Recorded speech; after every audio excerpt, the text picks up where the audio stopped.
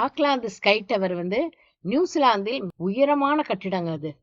அந்த கட்டிடம் வந்து பார்த்தோம்னா எங்கேருந்து பார்த்தாலும் அழகா தனியா தனித்துவமா தெரியுது அது. ஆனா இது இந்த ஆக்லாந்துக்கு போனாவே இந்த ஸ்கை டவரை பார்க்காம யாருமே வர முடியாது. இது ஒரு மிகப்பெரிய சுற்றுலா தலங்களில் ஒன்று. இதுதான் முக்கியமான இடம். ஆக்லாந்துல நான் பார்க்க போனா இந்த ஸ்கை டவர் தான் ஒரு மிகவும் முக்கியமான இடம். மேல வரைக்கும் போவோமா? பூச்சியா நம்ம எது வரைக்கும் போவோம்? அந்த 3வது வரைக்கும் போவோம். 3 டவர் 3 ரவ் போவோம்.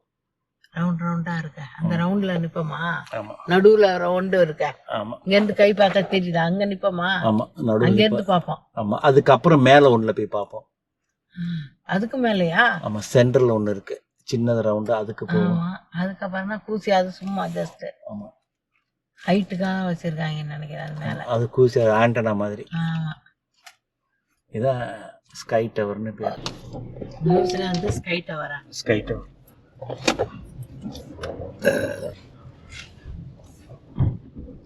இது ஹைட்டு பாத்தீங்கன்னா எவ்வளவுனா 1076 அடி உயரங்க. இது அப்படியே அண்ணாந்து பார்க்கும்போது நிக்கும்போது அது சும்மா கம்பீரமா நிக்கும். பார்க்கவே அழகா இருக்கும்.